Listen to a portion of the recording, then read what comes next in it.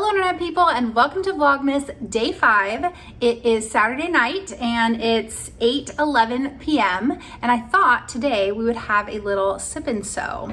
I have some red wine here and I have my True Bias Marlo sweater here that I was working on yesterday, and I thought I would combine the two and make a video for Vlogmas. I didn't actually intend on starting this video quite this late, but I was editing the video that I put up today, yesterday's video, and so I was doing that, and then I was laying in bed replying to comments, and then I got kind of depressed feeling and like couldn't really get out of bed. It was like so dark and rainy and I was just feeling all kinds of feelings, and anyways, I finally got out of bed and I ate dinner and I poured some wine and I thought, you know what, why not? I'm not going to let this stop me. Let's still have a Vlogmas video for today. So here we are, feeling a lot better, feeling excited to work on this Marlo sweater. And I think before we get started, I should open the advent calendar for day 5, which I haven't done yet. So let's open the advent calendar together. Let's see, day 5 is right here. And let's see if I can do this. See if I can do it without the stitch puller. I have to say this advent calendar is a little hard to open. Okay, there we go. Oh my gosh, how cute are these? Oh, it says fabulous. Cute.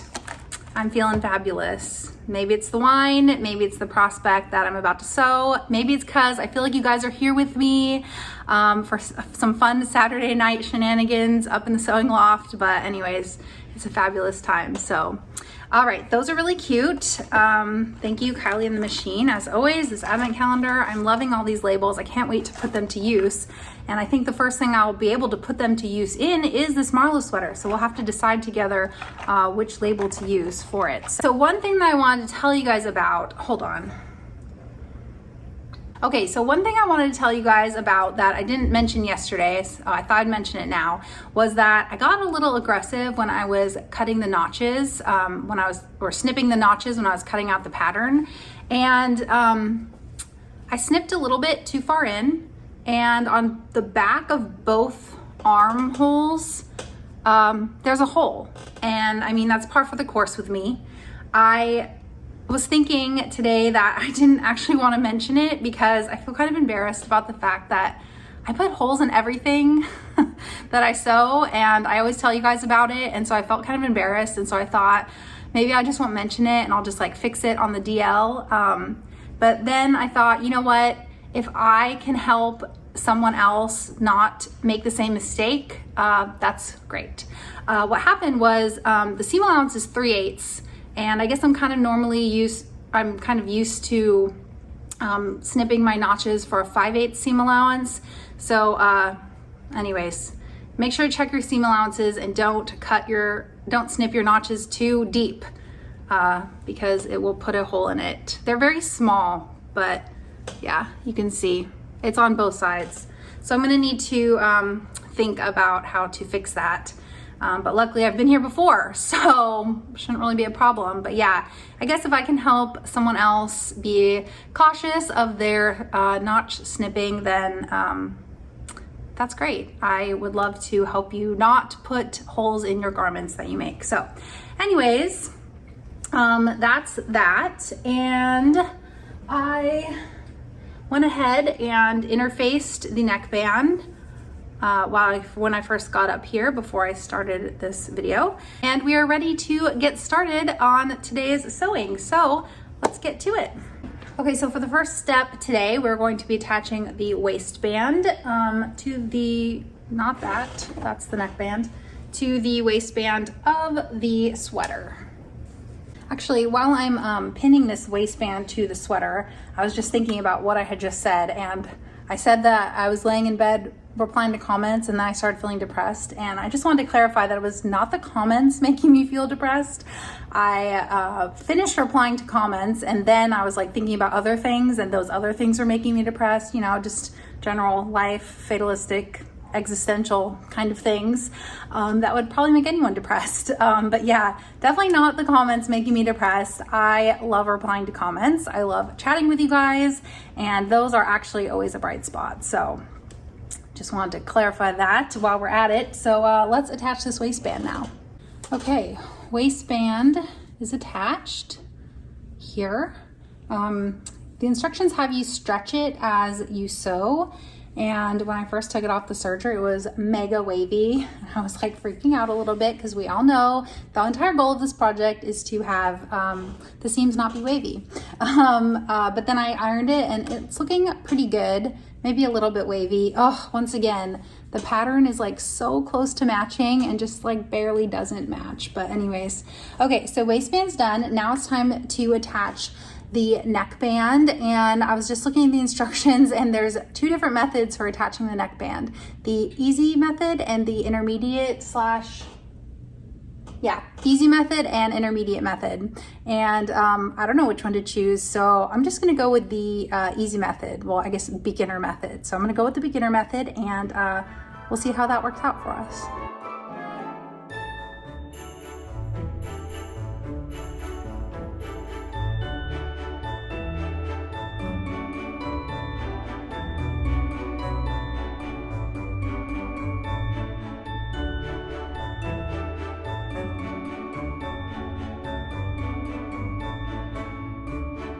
Okay, now it's time to look at the neckband and make sure that it came out and there's no holes and that nothing weird happened to it. A moment of truth. How does it look? All right, oh, one hole. Not really a hole, it's just where the band didn't catch underneath the serger stitches quite enough.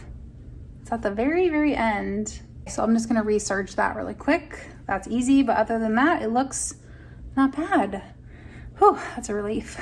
So update, I have a neckband, I have 2 wristbands, and I have a waistband. So this thing is pretty much almost done. It's a little bit messy here. At the bottom where the waistband connects, it kind of starts poking out a little bit. So I might just tack that down by hand. All that's left to do is you're supposed to edge stitch around the neckband. So I haven't done that because I need to wind a bobbin in the proper color. So I have to take it out of the serger.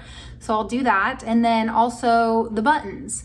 So that's all there is to do. Now, speaking of buttons, yesterday I asked you guys which of the buttons for my stash you guys thought would be best. And actually I haven't looked back at the comments to see what everyone says. So let me actually do that now. Let's take a look at the comments together and see if anyone voted for anything.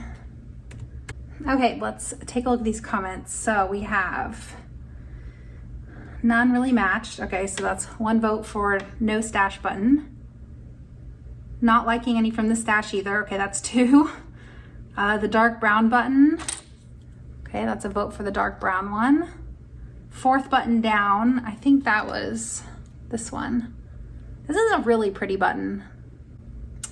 2nd button in the line, I think was this one. The dark brown one. 2nd button, I think that was this one.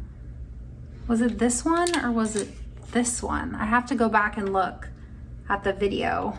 Okay, so that's 2 votes for this one, 2 votes for none, and I think 2 votes for this one, or was it this one? Okay, I have to go back and look. But so far they're all tied. Let's see what else. I think that's it. Okay, so we have a tie. It looks like nobody wanted this one, which I agree. This one's not like a great choice.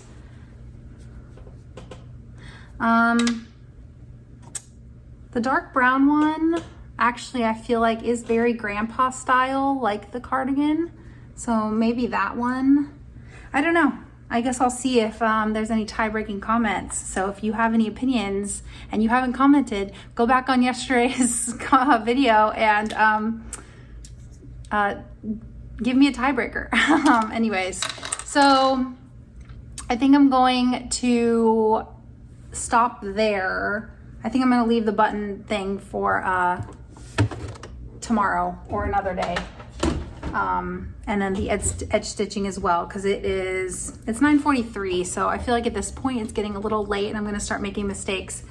One other thing I will mention is, as I've been working with this fabric today, it looks like it's getting a little pilly already, and I kind of thought maybe I was using too high of heat on the iron, but it's kind of looking that way in parts that I haven't even touched with an iron at all, and you probably cannot see it at all. There's just like little tiny pills, and maybe that's just the fabric like adjusting to itself in the world. I don't know. I feel like sometimes it kind of looks pilly and then like you wash it and like it's fine. So maybe it's just that. Maybe it's just like the initial